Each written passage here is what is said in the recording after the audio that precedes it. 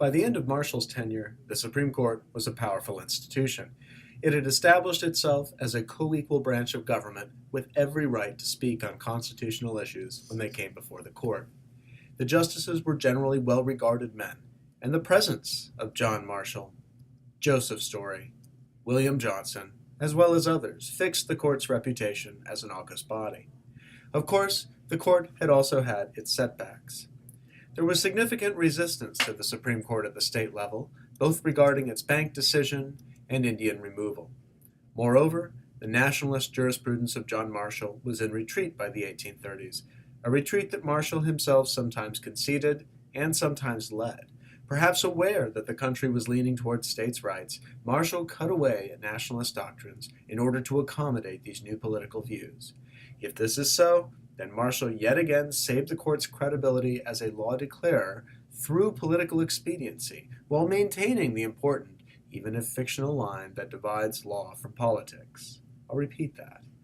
Marshall saved the court's credibility as a law declarer through political expediency, while maintaining the important, even if fictional, line that divides law from politics. But the nature of the court was about to change, and we will look at the changing court in the 1840s and 50s in this lecture. In general, we see the transition of the Supreme Court to a states' rights era. But we also see the court preserving some of the nationalist legacy in the face of this, acting, in other words, as a brake on states' rights forces. The first change was structural.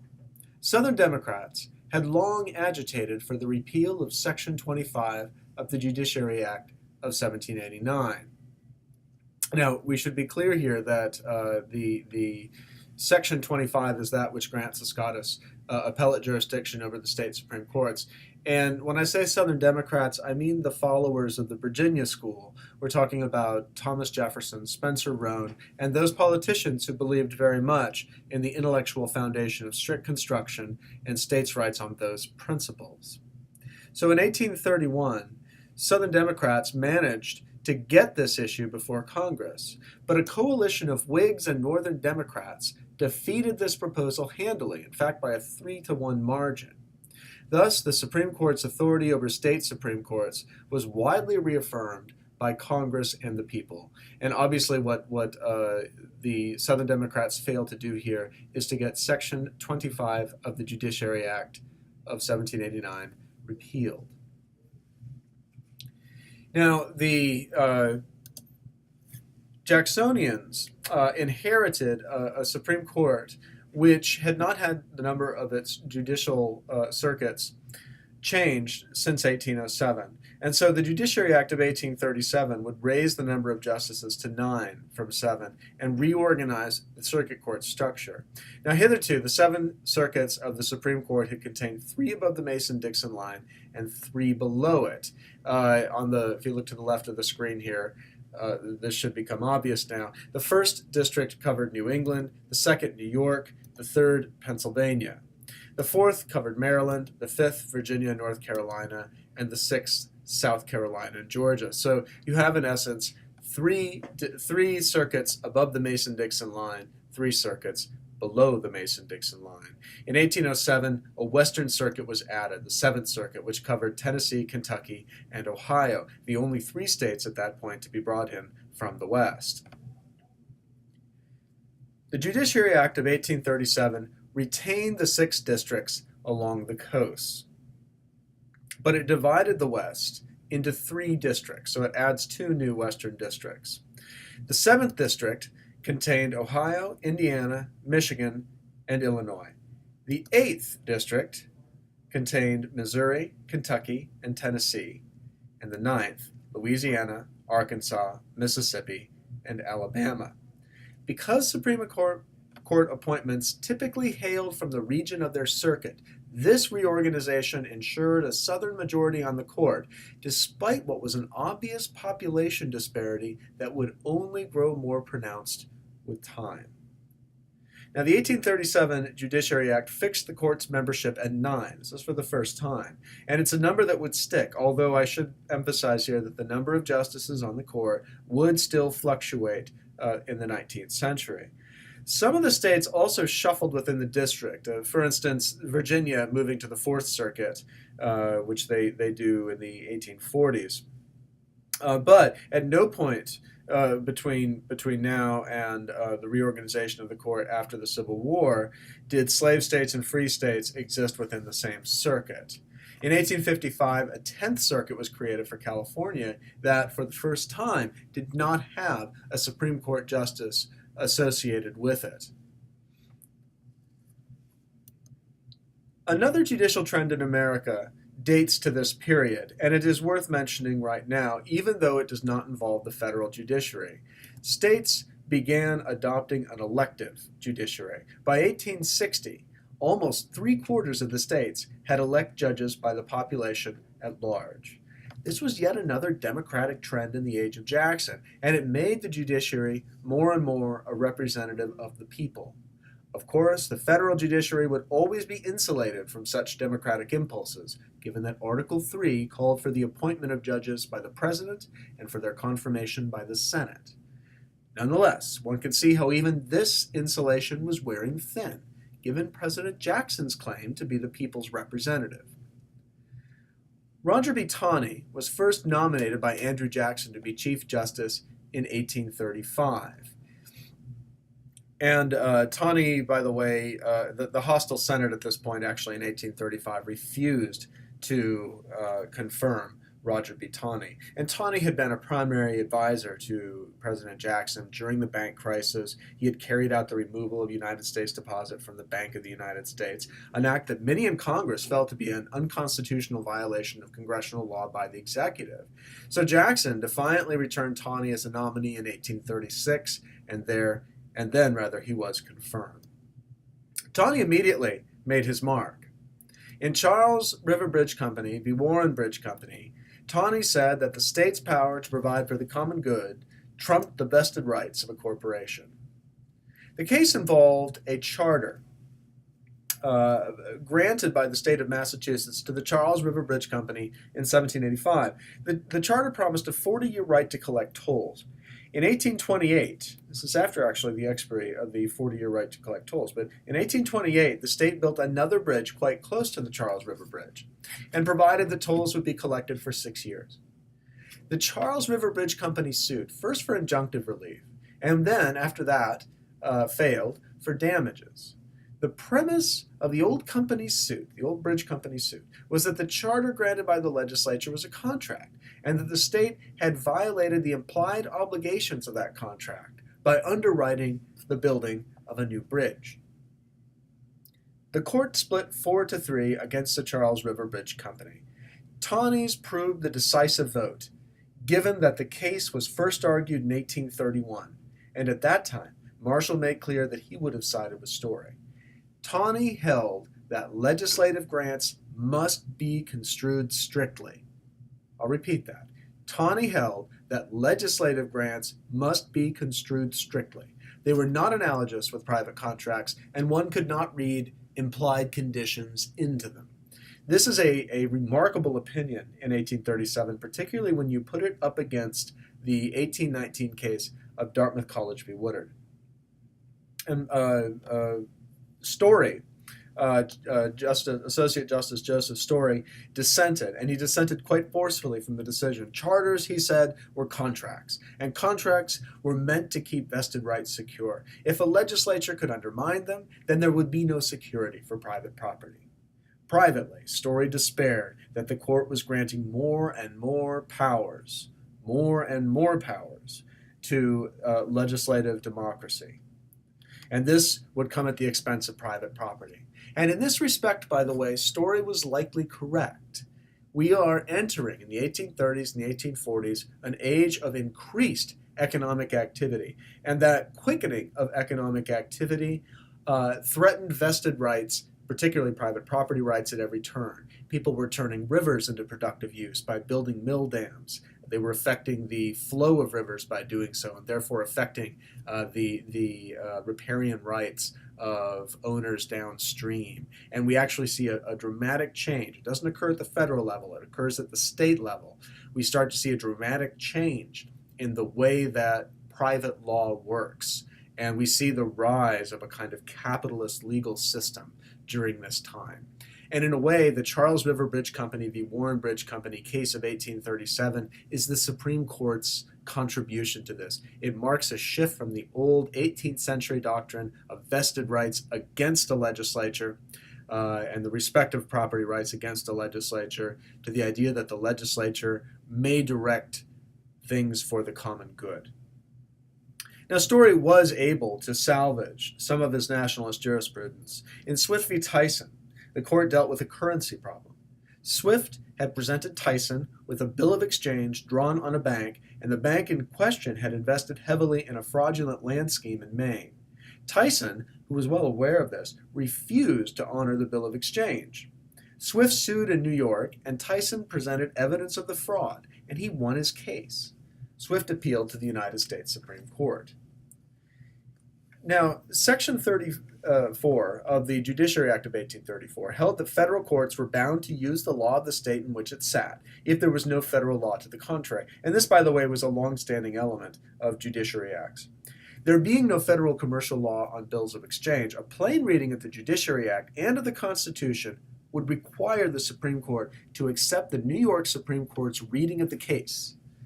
New York law allowed this evidence to be entered. The New York court considered the evidence according to normal rules of statutory interpretation. The Supreme Court should have read this as a time when they defer to local law.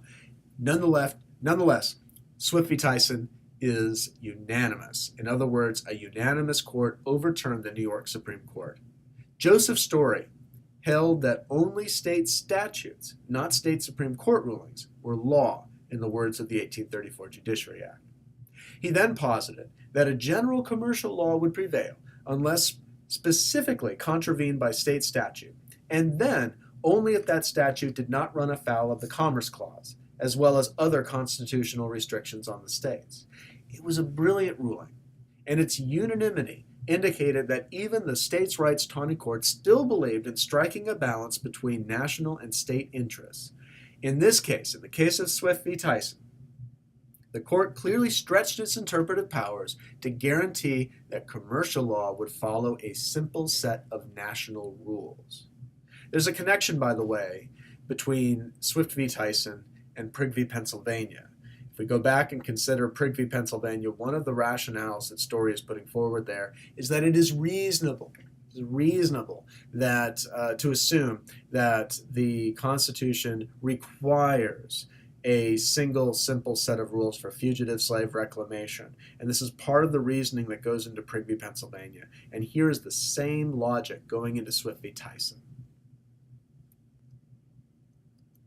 The Marshall Court had, especially in Gibbons v. Ogden, provided a powerful rationale for a broad interpretation of the Commerce Clause that would create a national market, restrict state legislative power, and therefore unburden interstate commerce. In Brown v. Maryland, decided 2 years after, Marshall invalidated a state law which had imposed a tax on the importation of goods from out of state. This was an easy case, but in an age of surging states' rights sentiment, it was nonetheless a powerful statement. Marshall did back down, of course, in Wilson v. Blackbird Creek Marsh Company in 1829, holding that the police power did enable Delaware to build a dam that restricted commerce on a navigable river. Marshall tried to preserve in Wilson the notion that the Supreme Court could still strike down state legislation when it violated interstate commerce, but it was hardly a robust doctrine that he was enunciating.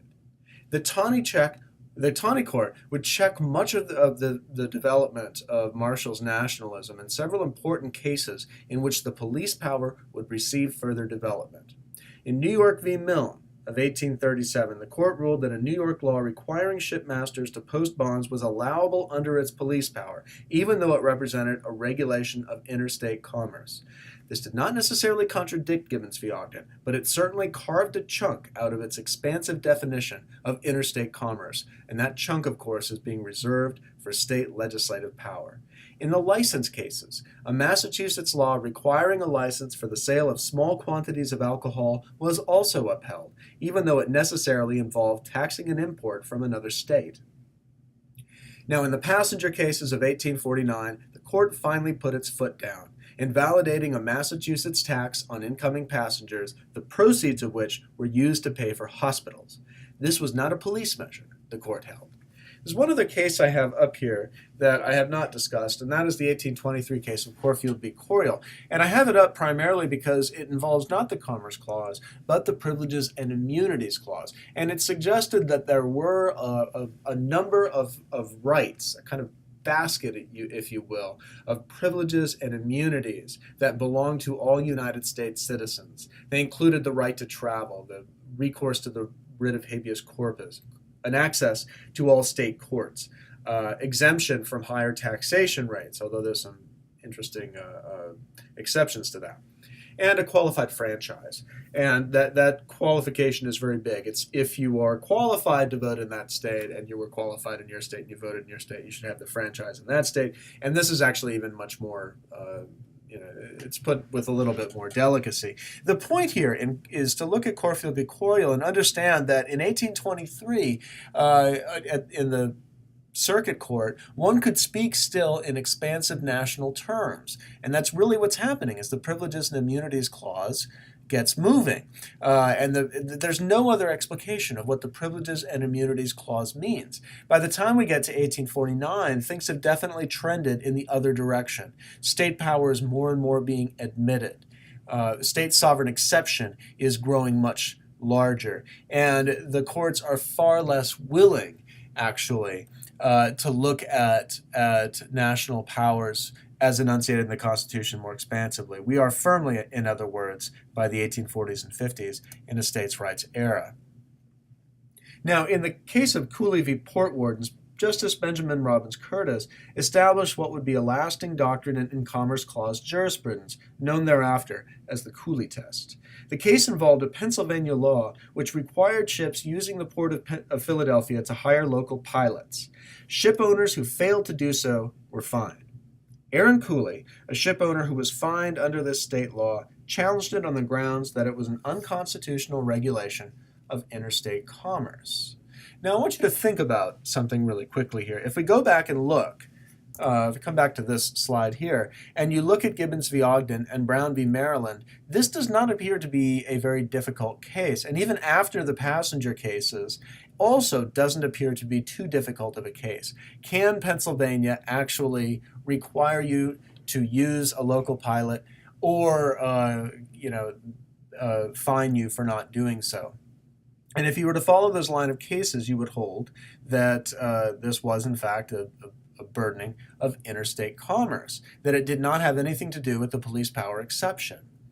And there's an antecedent to this as well. If you go back to Swift v. Tyson and the idea that the Swift v. Tyson principles ought to apply, you could very well write a nationalist ruling here. But there's something to think about, and that is that the commerce power had a very important context, and that was the regulation of slavery. And in the license cases of 1847, the question really was, could the Supreme Court strike down local regulations of something as sensitive as the importation of liquor? And of course, they hold no. And if you simply substitute slavery in there, you see why this is important, both to the state sovereignty of northern and southern states. And the same thing is true of the passenger cases, where they do actually invalidate these laws or invalidate the tax. And of course, you could imagine, well, what would happen if a state started taxing, for instance, the importation of slaves, or taxing people who transited through their states with slaves.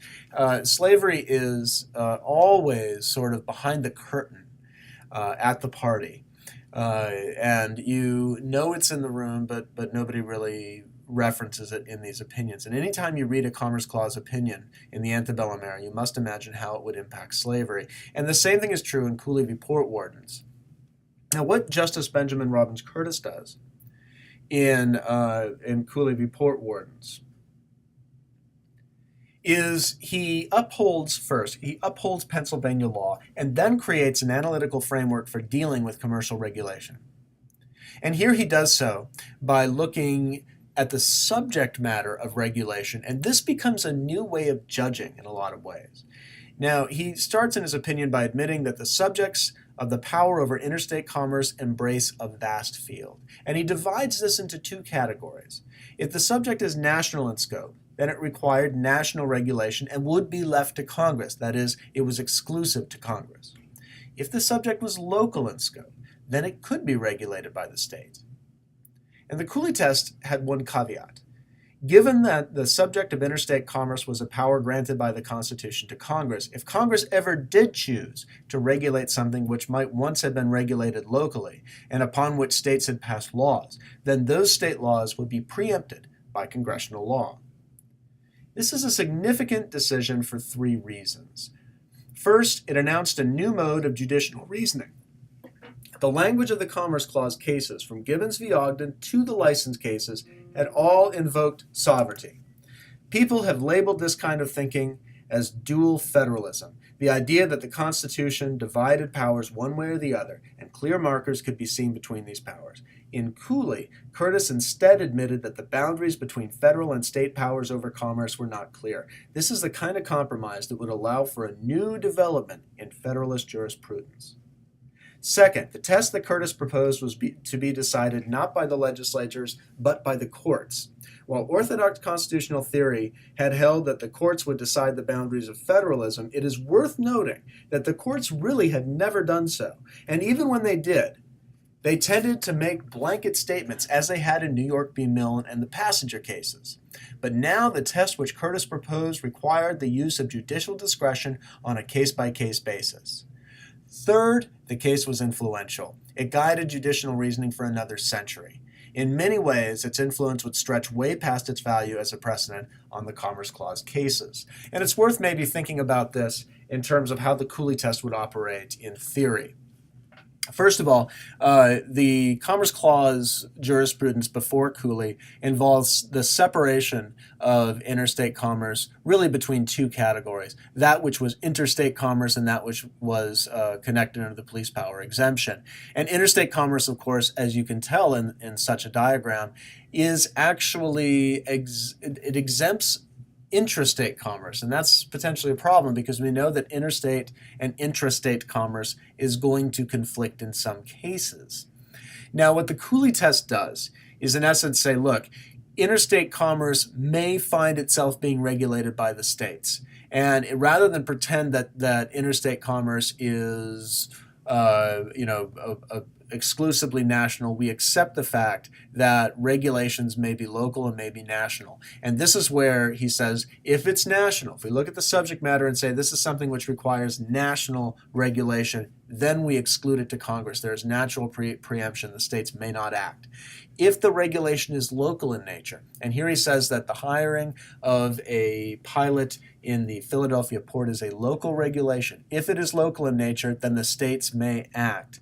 The caveat, of course, is unless congressional law preempts state legislation. So there are at least two different opportunities for Congress to take over the regulation of interstate commerce. One, where national regulation is required and state laws are preempted under the dormant principle, the idea of the dormant Commerce Clause.